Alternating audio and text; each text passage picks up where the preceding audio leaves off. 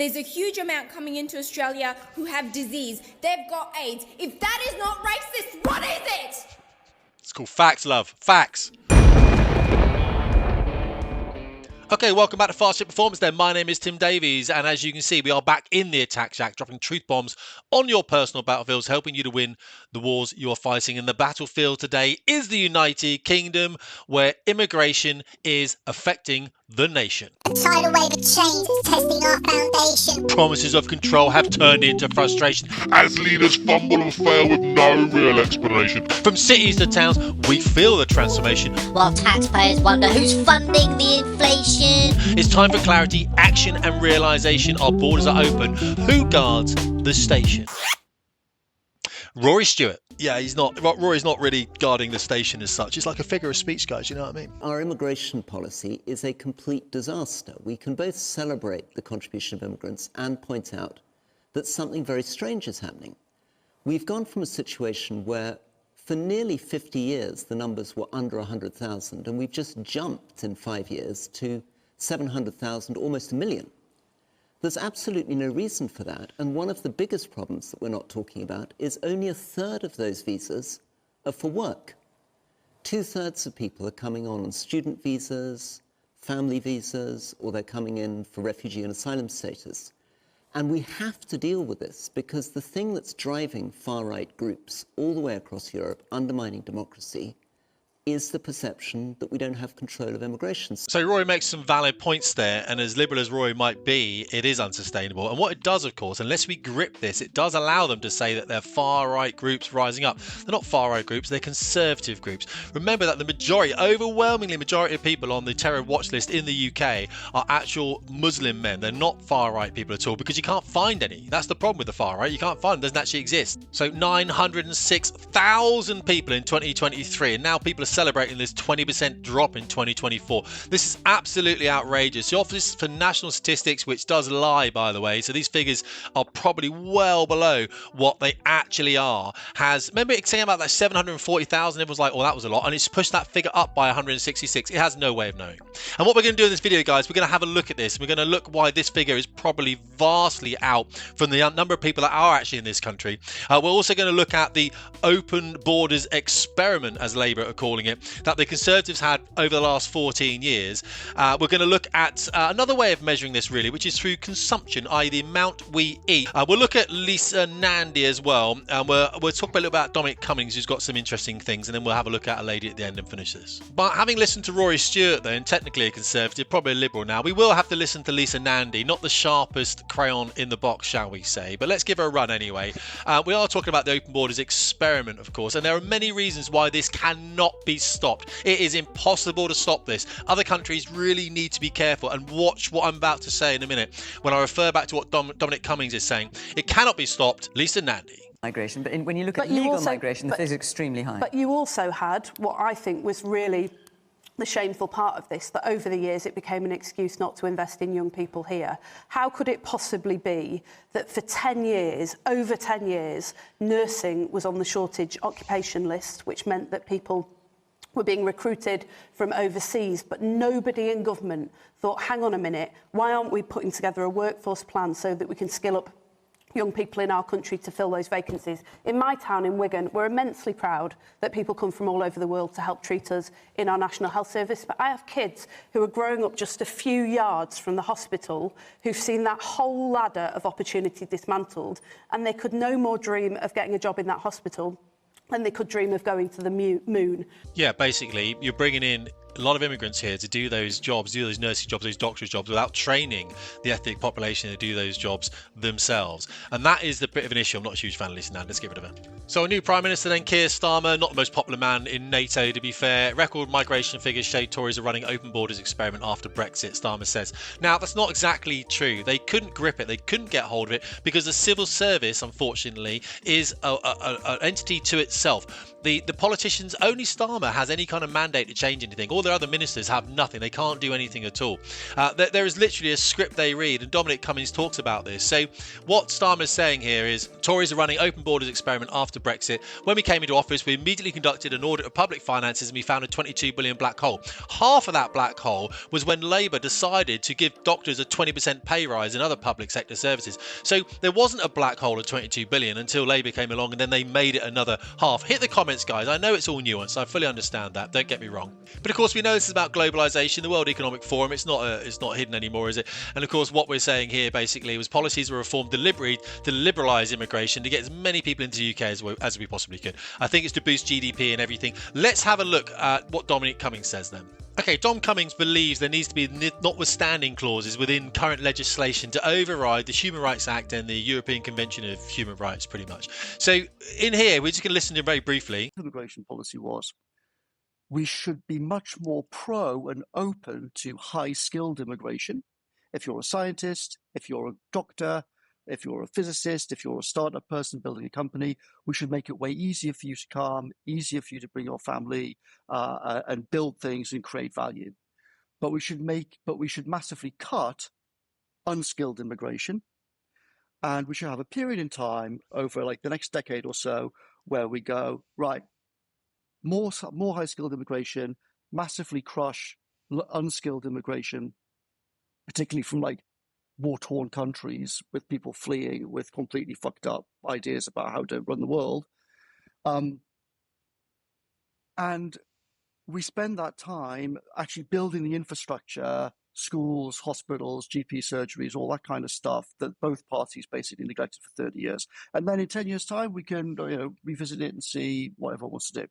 Essentially what happened in 2021 is the Tories said, screw all that, we're just going to basically open the floodgates.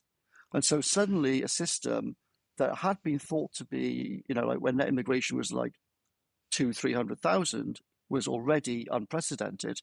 Suddenly it shot up to 1 million, right? Like nothing like it has ever been seen. 1 million, and 1 million is an interesting one, right? 1 million a year in 2023 it came in.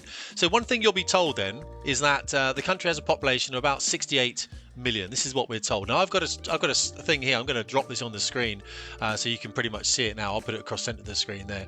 That talks about the population increase over the last decade from 2013, I'm reading it off the screen here, to 2023. We can see it starts at 64 and it goes up to 68. If we go back to a report from 2007, and this is from the Independent, a lot of people say this has been discredited, but they don't know, and the Office of National Statistics genuinely does not know how many people are in the country.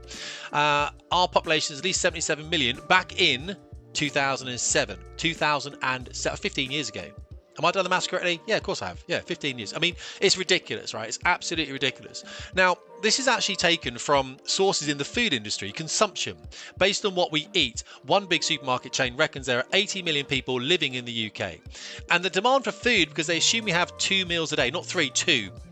A lot of people miss breakfast, but the supermarket started to lobby to say, I need to grow more supermarkets, I need to get a bigger part of market share.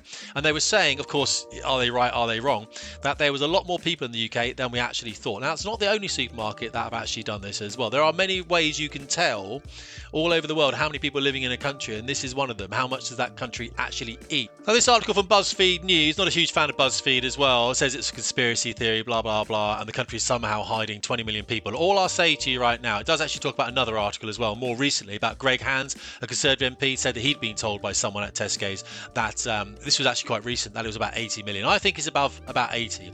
All you've got to do is drive, or live in the UK for the last couple of decades, drive around the motorways, drive around the roads, drive around local cities like mine. It's a small city in the west of the country, and you can see how many houses are being built. You can see how busy the roads are, the increased number of potholes. It's not difficult to see that we haven't just increased the population over about 5 million over the last decade or something. We've gone up significantly amount, and tell me that's not true when 1 million people, a net 1 million people that are a net negative for our economy, by the way, came into the UK in 2023. So 1 million people came in. 700 the next year.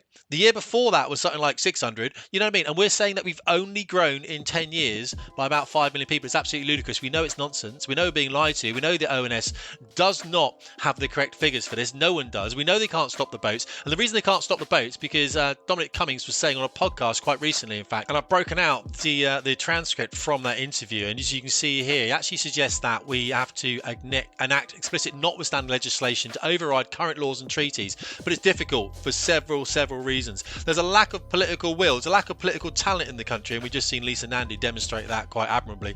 So people don't want to embarrass themselves. The politicians haven't got any power. They're worried about their reputation and they're very risk averse. Chuck them out. Get new people in. That's what I say. There's bureaucratic and institutional resistance here as well. Whitehall has a very defeated mindset. They say it's impossible to change this. It's impossible to stop. Again, chuck them out. Everything's been taken over, haven't they, by fifth columnists, little neo-Marxist guys. We've got to chuck them out as well, all right? Absolutely not advocating any kind of violence here. Of course, I'm not doing that whatsoever. I'm just saying that we need to make sure that these people are not here because they're not good for the country. They're doing us great damage. Judicial activism, absolutely. And legal culture, he also mentions that.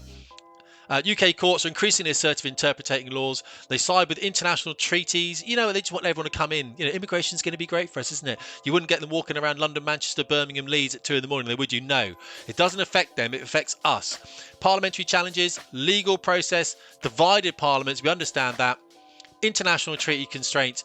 This is why fear of civil unrest is a huge one for the government at the moment. They're very worried that people are going to rise up on the streets. We're not advocating that here on this channel, don't get me wrong, guys, of course. Apathy, short-termism, and in summary then, basically passing these clauses overrides international treaties and domestic legal interpretations, requires bold political leadership, a willingness to confront legal and institutional resistance, and a focus on long-term outcomes, which politicians in the UK never do. Let's listen to this lady and then let's finish. I wasn't going to show you this, but talking of activist politicians and people that aren't very clever, I've got to show you this lady in Australia.